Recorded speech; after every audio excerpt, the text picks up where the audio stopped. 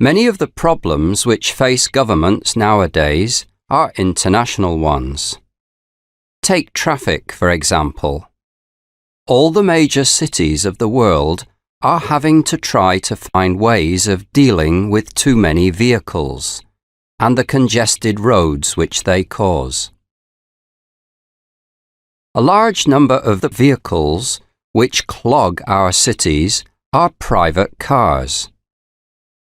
Motorists are very reluctant to leave their precious cars behind and go to work on public transport, despite the constant traffic jams. They regard buses, trams and trains as being for other people, while they themselves like to drive from door to door. Thus, our roads are chock-a-block with traffic. Of course, parking space is not always available. Some firms provide car parks or garages, where at least some of their employees can leave their cars. Most people, however, have to rely on public car parks, often multi-story ones, or else try to park in the street. Since this is usually highly restricted, with many parking meters in evidence, parking is a source of frustration to many motorists. People who are otherwise quite law-abiding are apt to take a bit of a risk when it comes to traffic offences.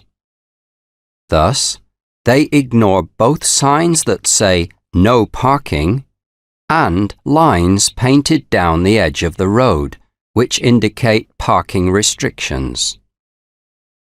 Should they be away from their cars for longer than the amount of time allowed by the parking meter, they are not worried, until they see that the traffic warden has left a parking ticket on their windscreen, and realise that they will have to pay a fine.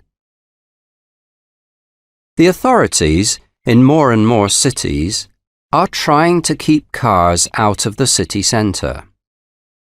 With this aim, they have pedestrianised large areas and introduced park and ride schemes so that people will leave their cars at the city boundary and complete their journey by bus.